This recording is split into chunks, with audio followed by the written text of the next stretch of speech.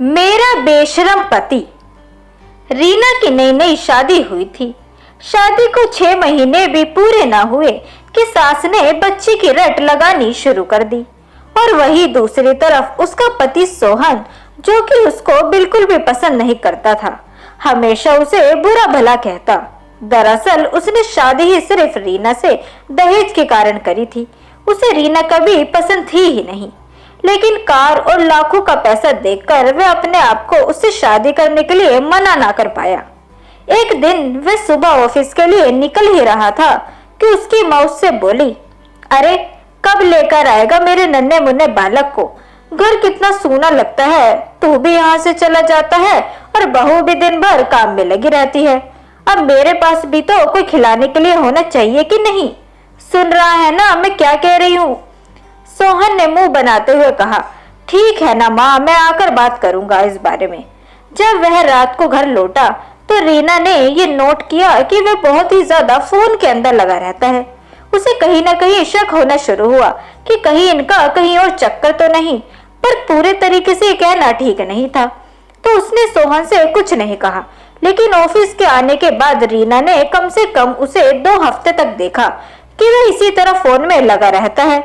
एक दिन वह खाना देने के बहाने सोहन के ऑफिस पहुंची और वहां उसका एक दोस्त रीना को देखकर चौंक गया और फटाफट अंदर कैबिन की तरफ भागता हुआ गया। ये सब रीना देख रही थी। उसने एक लड़की से पूछा कि सोहन का कैबिन कहाँ है। उस लड़की ने अंदर की तरफ इशारा करते हुए रीना को बता दिया। रीना अंदर जा ही रही थी कि उसने देखा सोहन की गोद में एक लड़की बैठी थी, जो कि दिखने में बेहद ही खूबसूरत थी। सोहन ने रीना को देखते ही फटाफट उसे हटा दिया और खड़ा होकर बोला, रीना यहाँ कैसे तुम? कोई काम क्या? रीना बिना कुछ बोले टिफिन टेबल पर रखकर वहां से फौरन चली गई। उसके पीछे पीछे सोहन आया और बोला, मैं जानता हूँ कि तुमने ये सब देख लिया है, पर तुम माँ को मत बताना।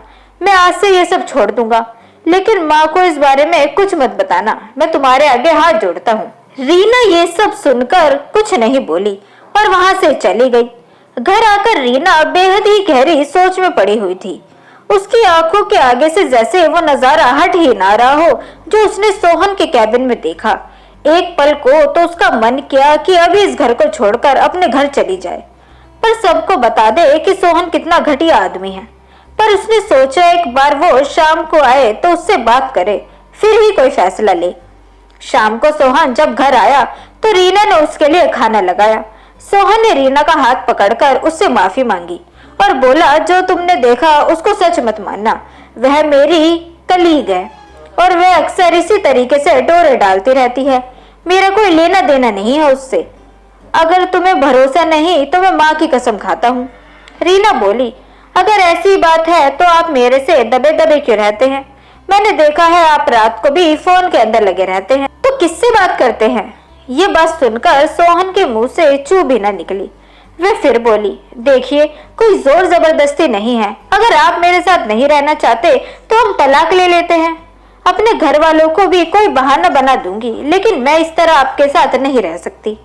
तलाक सुनते ही सोहन के तो जैसे कान खड़े हो गए। उसे लगा तलाक हुआ तो इसको आधा हिस्सा देना होगा। वह तुरंत बोला, अरे मैं तुमसे कह तो रहा हूँ, आगे से कुछ नहीं होगा ऐसा। तुम ही बोलो मैं क्या करूँ अब? तुम जैसा कहोगी मैं वैसा करूंगा। अब हमारे बीच पहले जैसा कुछ भी नहीं रहेगा। पर तुम अलग होने की बात मत करो, और माँ अगर ये बात सुनेगी तो तुम्हें पता है उन्हें कितना दुख होगा। रीना उसको हाँ तो कर देती है, लेकिन कहीं ना कहीं वह सोचती है कि इस पर अब और ज्यादा अच्छे से नजर रखेगी। 2-3 महीने आसानी से बीत गए, जिसमें सोहन ने कोई भी ऐसी हरकत नहीं करी जिससे वह उस पर शक करती। तभी सोहन का जन्मदिन आया। रीना ने बहाना लगाते हुए कहा कि वह उस दिन घर पर नहीं रह पाएगी क्योंकि उसकी चचेरी बहन की शादी है। सोहन ने कहा, कोई बात नहीं, शादी तो एक बार ही होती है, मेरा जन्मदिन तो हर साल आएगा, तो तुम शादी में चली जाओ। वही रीना एक दिन पहले ही घर से निकल गई और वह इसी बात का इंतजार कर रही थी कि सोहन कोई हरकत करता है या नहीं। उसके जन्मदिन के दिन जब वह उसे बिना बताए घर के अंदर घुसी तो उसने देखा सोहन और वही कैबिन वाली लड़की एक साथ बिस्तर पर थे। वह बिना किसी शर्म के ऐसे ही कमरे के अंदर घुस गई और बोली, बहुत ही अच्छा जन्मदिन मना रहे हैं आप। तो इतने में उसकी सास भी आ गई और दोनों ने उसे रंगे हाथ पकड़ लिया। रीना बोली, सासू जी अब आ रहा है ना समझ, क्यों नहीं मिल रहा आपको कोई खिलाने वाला?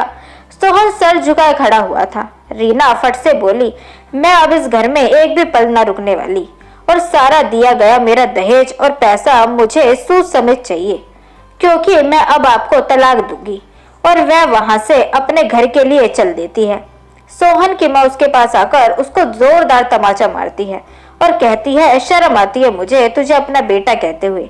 रीना जैसे इतनी अच्छी लड़की को छोड़ तू ऐसी घटिया लड़की के साथ अपनी बेशर्मी दिखा रहा है।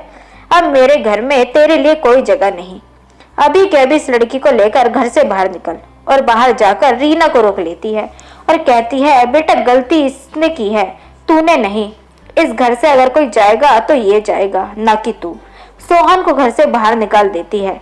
सोहन लाख बार अपनी माँ को मनाने की कोशिश करता है, रीना के पैर पड़ता है, लेकिन कोई भी उसकी एक न सुनती और उसे घर से बाहर निकाल देती है।